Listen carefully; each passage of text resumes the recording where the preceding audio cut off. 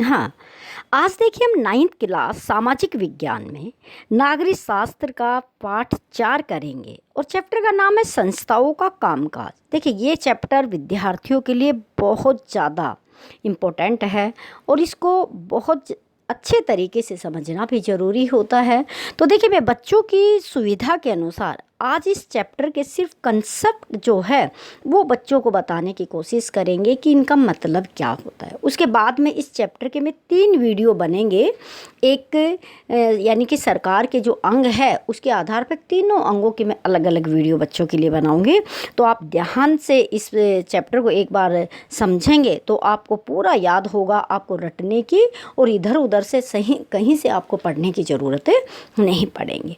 तो चैप्टर का नाम है देखिए संस्थाओं का कामकाज। तो इसका मतलब क्या है कि भारत में या कहीं किसी भी देश में जो सरकारी एजेंसियां होती है, जो हमारी सरकार के जो अंग है वो क्या क्या है और उनका काम करने का प्रोसेस क्या है, वो बातें हम समझाने की कोशिश करेंगे। तो संस्थाओं का कामकाज, तो सबसे पहले हम ये सोचें कि सरकार है क्या। देखिए सरकार क्या है। सरकार का मतलब है कि देश के अंदर नीतियों को लागू करना, लोगों को सुविधाएं पहुंचाना और लोगों पर निगरानी रखना, ये सरकार का काम होता है। और हर एक देश में सरकार की कार्यप्रणाली अलग होती है और सरकार का स्वरूप अलग होता है। जैसे कि भारत में लोकतांत्रिक सरकार है।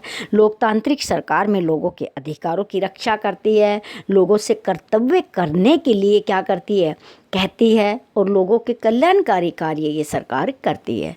और जहाँ पे लोकतांत्रिक सरकार होगी वहाँ पे सरकार के 3 अंग होंगे, क्योंकि सारे अंगों को एक ही जगह हम इकट्ठा नहीं करते।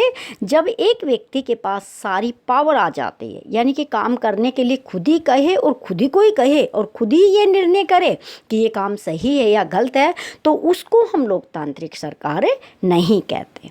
तो वो होती है तानाशाह सरकार। और हमारे यहाँ पे लोकतांत्रिक सरकार है।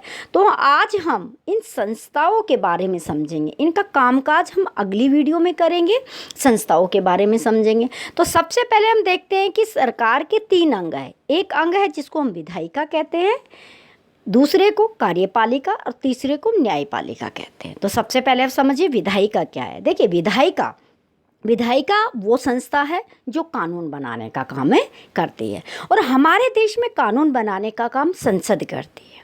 अब हम समझते हैं कि संसद है क्या। देखिए संसद के 2 सदन होते हैं, एक लोकसभा जिसको निम्न सदन कहा जाता है, एक राज्यसभा जिसको ऊपरी सदन कहा जाता है। और इन दोनों के अलावा राष्ट्रपति को जब इसमें शामिल किया जाता है तो पूरी संसद बनती है। अब संसद का काम क्या होता है, कानून बनाना। देश में जब कोई भी नई चीज़ लागू की जाती है तो उसमें सबसे पहले संसद उसमें क्या करती है, कानून बनाती है। तो हम थोड़ा सा समझते हैं कि संसद के अंदर जो लोग कानून बनाते हैं वो लोग आते कहाँ से हैं। तो देखिए यहाँ पे 2 सदन है लोकसभा। तो लोकसभा में 543 सदस्य निर्वाचित होते हैं। वो हमारे सभी राज्यों से, सभी केंद्र शासित प्रदेश से जनसंख्या के आधार पर निर्वाचन क्षेत्रों में बांट दिया जाता है, और फिर वहाँ से जो सदस्य चुन कर आते हैं उनको हम सांसद कहते हैं, एमपी कहते हैं, और वो क्या करते हैं, लोकसभा में बैठते हैं। और वहाँ पे विधायक दल या किसी भी विभाग का प्रभारी मंत्री होता है, कोई भी बिल पेश करता है तो उस पर ये लोग चर्चा करते हैं, उस पर कानून बनाते हैं। फिर इसी तरह राज्यसभा में क्या होता है, 250 सदस्य होते हैं, जिनमें से 238 सदस्य जितने भी हमारी विधानमंडल है राज्यों की, उनसे चुने हुए सदस्य आते हैं। वो क्या होते हैं कि अप्रत्यक्ष रूप से चुने जाते हैं। उनको राज्यों के एमएलए चुनते हैं, उन सदस्यों को 38 को, और वो राज्यसभा में बैठते हैं। और 12 सदस्य राष्ट्रपति क्या करता है, मनोनीत करता है। तो टोटल संख्या राज्यसभा की 250 हो गई। अब क्या होता है कि दोनों सदनों में क्या होता है कि कोई भी प्रस्ताव पेश किया जाता है, विधेयक पेश किया जाता है, उस पर चर्चा होती है, फिर उस पर वोटिंग होती है, फिर वो वहाँ से पास हो जाता है तो राष्ट्रपति के पास जाता है। राष्ट्रपति हस्ताक्षर कर देता है तो वो कानून बन जाता है। फिर उसको सरकारी गजट में छाप दिया जाता है, नोटिफिकेशन जारी कर दिया जाता है, तो वो विधिवत रूप से क्या बन जाता है, कानून बन जाता है। तो विधायिका का काम क्या होता है, कानून बनाना। अब देश के लिए जो राष्ट्रीय महत्व के विषय होते हैं उन पर कानून बनाने का काम कौन करती है, संसद करती है। और राज्य विषय के होते हैं उन पर कौन करती है, और प्रत्येक राज्य की अलग अलग जो विधानमंडलें होती है वही काम करती है। राज्यों में विधानमंडल करेंगे और केंद्र में कौन करेगी, विधायिका करेगी। अब प्रश्न ये खड़ा होता है कि ये किन पे कानून बनाते हैं। तो देखिए, जब हमारे देश का संविधान लिखा गया तो सारे विषयों को 3 कैटेगरी में बांटा गया, एक संघ सूची, एक राज्य सूची, एक समवर्ती सूची। संघ सूची में जो विषय शामिल है वो राष्ट्र महत्व के हैं, उन पर कानून बनाने का अधिकार किसको है, संसद को है। राज्य सूची के विषयों पर राज्य की विधानमंडलें कानून बनाती है। समवर्ती सूची के विषय पर दोनों कानून बनाती है, और जब दोनों में कभी गतिरोध हो तो संसद के कानून को मान्यता मिलती है। और इनके अलावा भी कुछ विषय बच गए, उनको अवशिष्ट सूची में रखा गया, और उन पर कानून बनाने का अधिकार भी किसको होता है, संसद को होता है। अब मुझे लगता है कि आपको समझ में आ गया कि हमारे देश की कानून बनाने वाली जो संस्था है उसकी रचना कैसे होती है, ठीक है ना, और वो किन किन विषयों पर क्या करती है, कानून बनाती है। डिटेल में इसकी अलग से एक वीडियो बनेगी विधानमंडल पे। अब देखते हैं कार्यपालिका। देखिए, कार्यपालिका क्या होती है।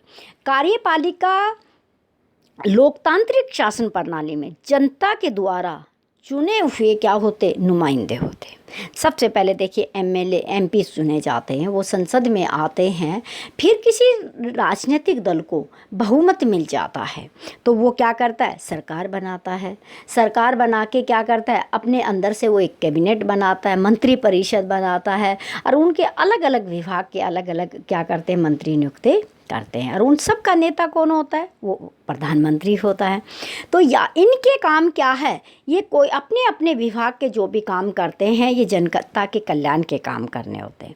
ये आदेश देते हैं, कार्यों को क्रियान्वित करते हैं, और चुनाव में खड़े होते समय ये अपना घोषणा पत्र जारी करते हैं। फिर उन कामों को पूरा करने के लिए क्या करते हैं, संसद के माध्यम से पास करवा के उन कानूनों को क्या करते, देश में कानून बनाते। तो इसमें देखिए, इनका मुखिया जो होता है वो प्रधानमंत्री होता है। कार्यपालिका में प्रधानमंत्री सबका सर्वोपरि होता है। मंत्रिमंडल का भी हेड होता है, कैबिनेट का भी हेड होता है, और देश का भी मुखिया होता है, और अपने राजनीतिक दल का भी क्या होता है, मुखिया होता है।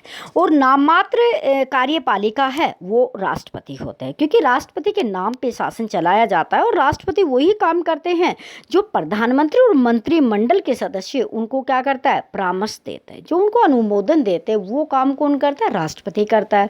तो इसलिए हम कहेंगे कि वास्तविक जो कार्यपालिका है वो मंत्रिमंडल में निहित है, वो प्रधानमंत्री में निहित है, ना कि राष्ट्रपति में निहित है। अलग अलग है, जैसे गृह मंत्रालय हो गया, गृह मंत्री हो गया, सूचना मंत्री हो गया, वित्त मंत्री हो गया, कानून मंत्री होगा, शिक्षा मंत्री होगा।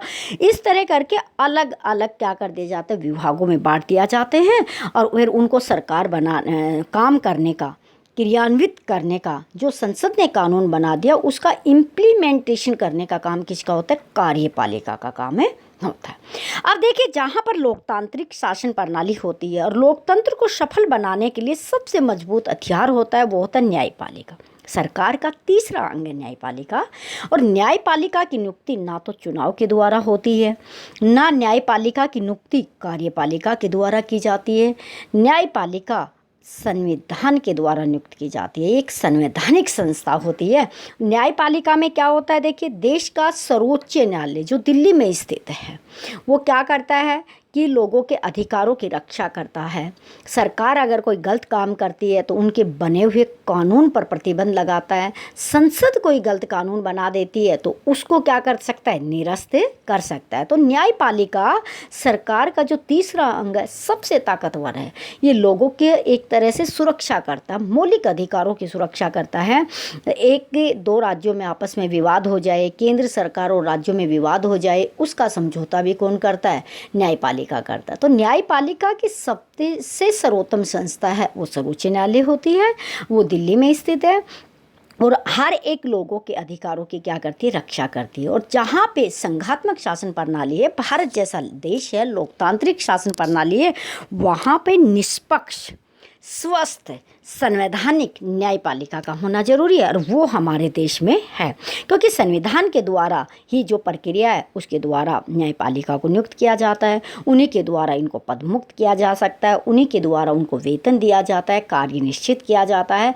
तो हमारे देश की न्यायपालिका बहुत ही निष्पक्ष है, बहुत ही सक्रिय है, बहुत ही एक्टिव है।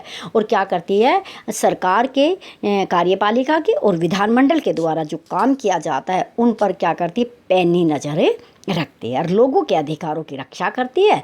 और इस तरह न्यायपालिका देश की है वो एक सशक्त माध्यम है कि सरकार को निरंकुश होने से क्या करती है, रोकती है। और देखिए, न्यायपालिका जो है, सर्वोच्च न्यायालय, राष्ट्रपति कभी सलाह मांगे तो ये उसको सलाह देने का काम भी कर सकती है, परामर्श भी दे सकते, सलाह भी दे सकते हैं, न्याय की व्याख्या भी करती है। तो ये सारे काम किसके होते हैं, न्यायपालिका के होते हैं।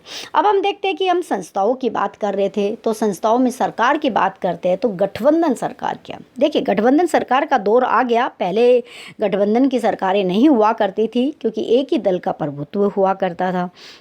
अब देखिए, जब एक दल को स्पष्ट बहुमत नहीं मिलता, दो या दो से अधिक दल मिलकर सरकार बनाते हैं, तो उसको हम गठबंधन सरकार कहते हैं। यानी कि एक दल की सरकार न होकर कई दलों की सरकार होती है।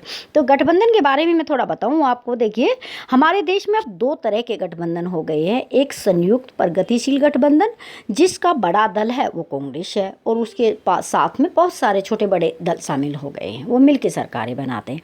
एक है राष्ट्रीय जनतांत्रिक गठबंधन, जिसको एनडीए कहा जाता है, वो वर्तमान समय में केंद्र में सरकार में और कई राज्यों में है।